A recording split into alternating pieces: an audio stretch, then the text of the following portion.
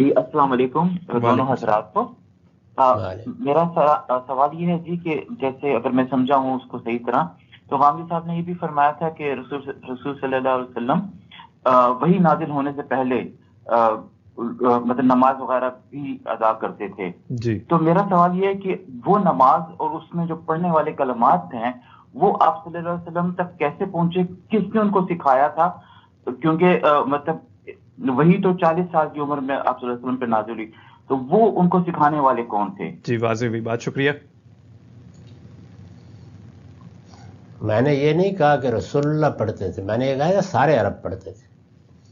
عربوں کے ہاں نماز کا پورا اہتمام تھا، خود قرآن نے اس کا ذکر کیا ہے۔ صحابہ کرام خود اپنے بارے میں بیان کرتے ہیں کہ وہ پہلے سے نماز کے پابند تھے، تو وہ نماز حضرت ابراہیم کے زمانے سے چلی آ رہی تھی۔ سیدنا ابراہیم کی اولاد تھے عرب، انہوں نے اپنے بیٹے اسماعیل کو یہاں آباد کیا تھا۔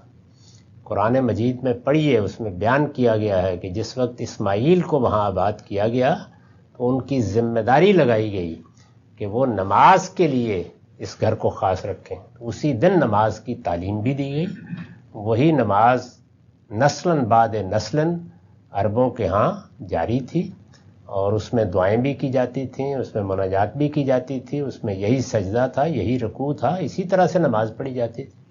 تو رسول اللہ بھی دین حنیفی کے پیرو تھے، اسی طرح نماز پڑھتے تھے۔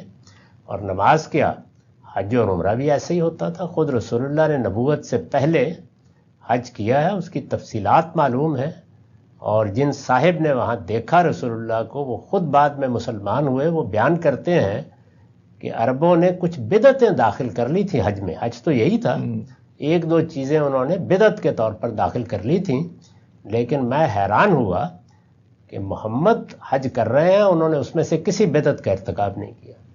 تو اس سے بھی یہ معلوم ہوتا ہے کہ دین ابراہیمی کی روایت میں اگرچہ کچھ بدعات تھیں، جیسے ہمارے ہاں اللہ کے آخری پیغمبر کے دین میں بدعتیں داخل ہو گئی ہیں جی، لیکن صحیح دین کو جاننے والے بھی موجود تھے۔